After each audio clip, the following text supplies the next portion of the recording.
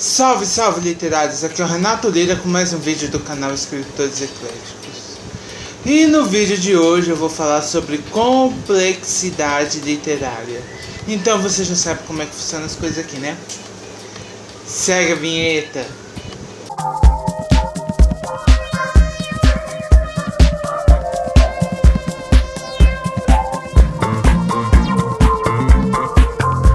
E aí, literários, tudo bem com vocês? Renato Lira mais uma vez na área com vídeo do canal Escritores Ecléticos. Mas antes de começar o vídeo de hoje, já sabe, né?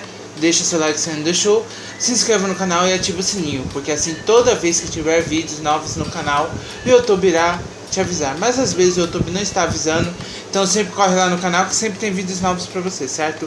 Lembrando que agora quando você vai ativar o sininho existem 3 opções: avisar todas as notificações, avisar ocasionalmente ou não avisar nenhuma. Selecione sempre avisar todas as notificações, porque assim o YouTube vai entender que você curte os vídeos aqui do canal e sempre quando tiver vídeos novos. Lembrando de deixar o like, o YouTube vai entender que você curte os vídeos aqui do canal, irá recomendá-los para você sempre que tiver vídeos novos aqui neste nosso canalzinho, beleza? Pessoal, o papo de hoje é sobre complexidade literária. Mas como assim, Renato? Complexibilidade. É complexibilidade, beleza, galera? Então, já começa assim, a palavra já é complexa por si só. O que é complexibilidade literária? No caso, seria uma história muito complexa.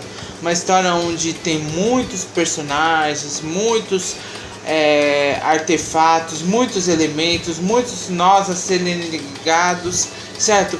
Geralmente, quando tem uma história muito complexa, geralmente existem spin-offs. Não spin-offs para explicar, porque tem um personagem. Porque existem 2 tipos de spin-off, galera. O spin-off, que é a história de um personagem que teve uma certa relevância na Bíblia. Na Bíblia, perdão, gente, é que eu tava vendo questão de Bíblia agora.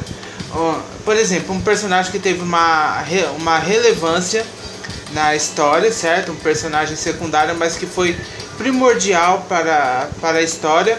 Aí eles contam tipo a origem desse personagem, ou conta a história dele, como ele se tornou. Por exemplo, é um personagem, ele é um dos heróis da Bíblia, um dos heróis lá da história principal. Aí eles fazem um spin-off que conta a história desse herói em questão, certo? Por exemplo, existem 2 tipos de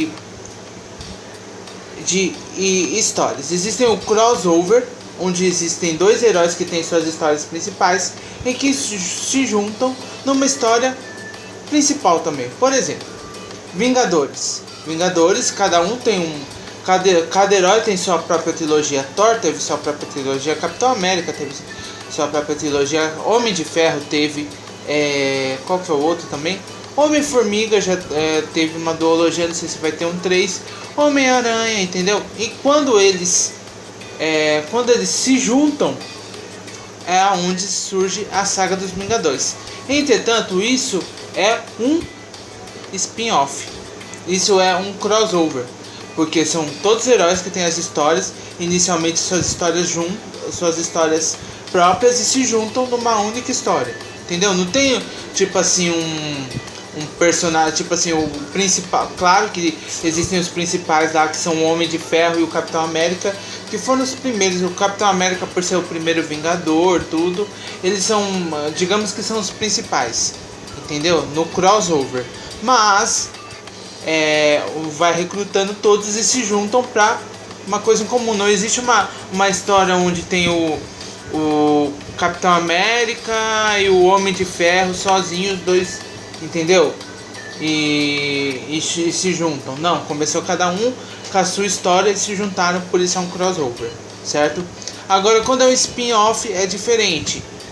Tem a história principal, vamos supor lá, o Homem de Ferro lá, ele surge o Homem-Aranha. É um exemplo, tá? Mas não é assim.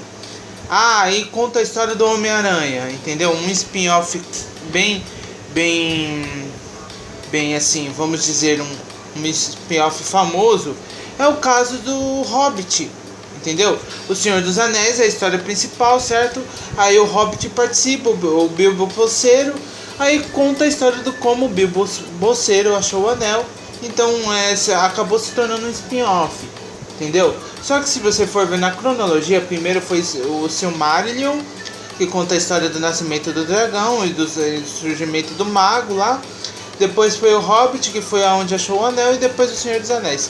É quase que meio uma continuação, mas no cinema, para quem só assiste os filmes, acha que o Hobbit é um spin-off, entendeu? Então existe esses dois extremos na literatura, os spin-offs e os crossover. Outro exemplo de crossover é a história do Rick Dorian, o cara que escreveu Percy Jackson. Tem uma história onde se junta o Percy Jackson e um outro a personagem principal de uma outra saga que o próprio autor escreveu, que são dos deuses egípcios. Então junta deuses egípcios, deuses gregos, e os dois personagens principais se juntam, e isso é um crossover, entendeu? Fora os crossovers literários que a gente conhece, tipo assim, Manual do Quadribol, em caso de Harry Potter, Guia dos Semideuses em Percy Jackson, entendeu? Então existem essas questões, spin-offs e crossovers, certo?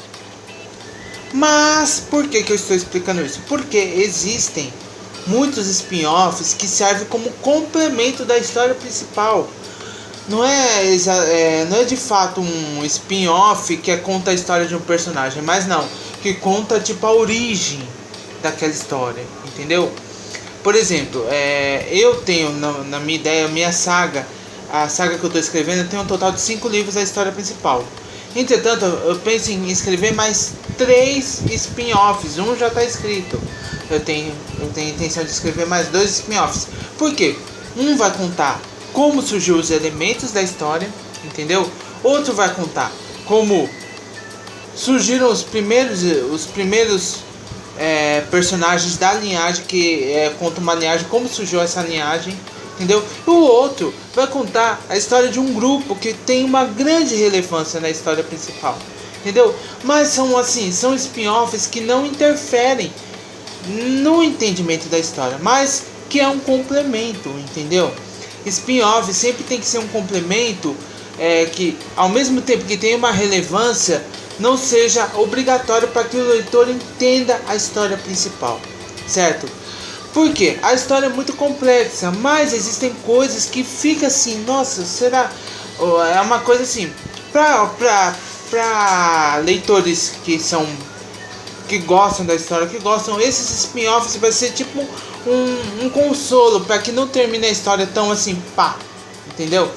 Mas o que acontece? É isso que eu quero dizer, o spin-off, ele tem que ser um complementar, mas que fecha alguns nós que não são tão relevantes para a história.